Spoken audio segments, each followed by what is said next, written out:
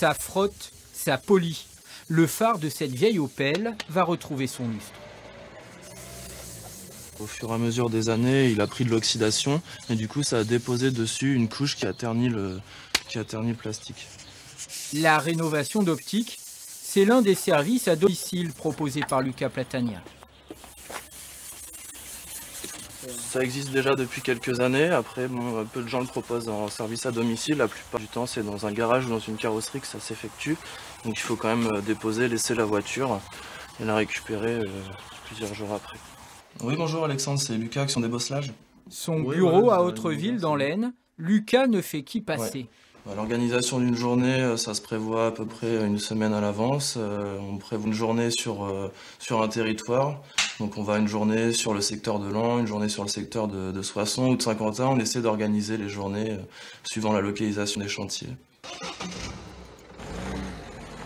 Car le cœur de son métier, le combat de sa vie, ce sont les bosses. Même les plus petites, surtout sur une belle carrosserie neuve.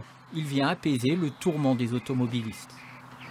La technique, elle est efficace apparemment et au niveau du coût, c'est très intéressant.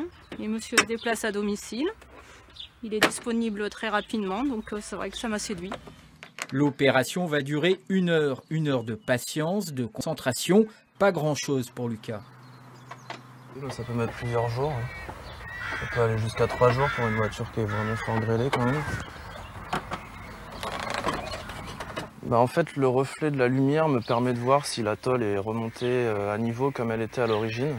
Si j'avais pas la lumière et si je travaillais en direct, je verrais pas du tout l'évolution de ce que je suis en train de faire. C'est minutieux. Je suis en train de régaliser la bosse. Elle a été récalcitrante. Il y en a comme ça. Allez. Les routes de l'Aisne, c'est un retour aux sources, loin des garages de région parisienne où il exerçait jusque-là.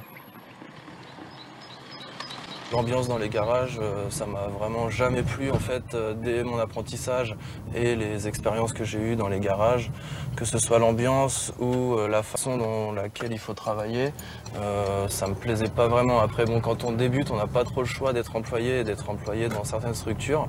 Maintenant que j'ai eu l'opportunité, je suis vraiment très heureux de m'être mis à mon compte. J'ai plus l'impression de travailler en fait, vu que je travaille pour moi.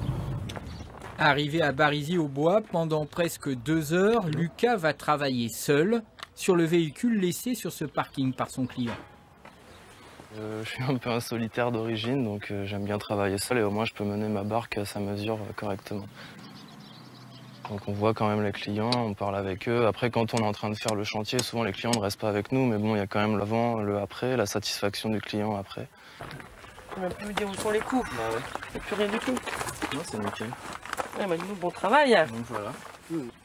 Lucas, l'évadé des garages, file seul et solitaire en redresseur de tôle. Tout autre chose.